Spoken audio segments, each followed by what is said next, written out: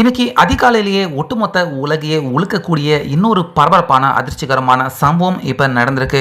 அந்த வகையில் கடந்த 2-3 தினத்துக்கு முன்னாடி தான் கசகஸ்தானில் ஒரு விமானம் விபத்துக்குள்ளாகி இருந்தது அப்படிங்கிறத நம்ம எல்லாருமே பார்த்துருந்தோம். ஆனால் இப்போ இன்னைக்கு சவுத் கொரியாவில் மீண்டும் ஒரு பயணிகள் விமானத்துக்கு மிகப்பெரிய ஆபத்து ஏற்பட்டிருக்கு. முக்கியமாக பறவை தாக்கியதால் அந்த விமானத்துக்கு சேதம் ஏற்பட்டிருக்கு. ஆனாலுமே சாதுரியமாக அந்த விமானத்தை பைலட் அவர் தரை இறக்கியிருக்காரு. ஆனாலுமே விதி யாரை விட்டுது அப்படிங்கிற மாதிரி தான் அந்த விமானத்துக்கு கோர சம்பவம் இன்னைக்கு காலையில் நடந்து ஒட்டுமொத்த இந்த உலகையே உழுக்கக்கூடிய ஒரு தகவல் தற்போது மீண்டும் வந்திருக்கு. ஸோ அந்த வகையில் இந்த விமானம் பார்த்தீங்கன்னா இன்னைக்கு தரையிறங்கிறதுக்கு முன்னாடி கரெக்டாக ஒரு பறவை ஒன்று இன்ஜினை தாக்கியிருக்கு. அதனால் இன்ஜின் சேதம் அடைஞ்சதாக சொல்கிறாங்க. அதனால் அவசரமாக அந்த விமானத்தை பைலட் அவர் தரை இறக்க முயற்சி பண்ணியிருக்காரு. அதே போல் கஷ்டப்பட்டு தரை இறக்கிட்டாரு.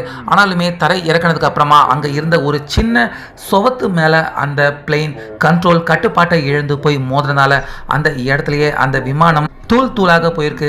ஸோ இந்த சம்பவத்தில் கிட்டத்தட்ட 62 பேர் அவங்க இல்லாமல் போகிறதுக்கான வாய்ப்புகள் ஏற்பட்டிருக்கலாம் அப்படின்னு அச்சப்படுற மாதிரியான தகவல்களும் தற்போது வெளியாகிட்டு இருக்கு.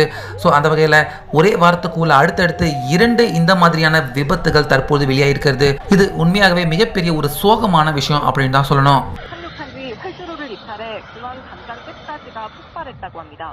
다시 한번 전해드리겠습니다. 오늘 오전 9시 10분쯤 전남 무안공항에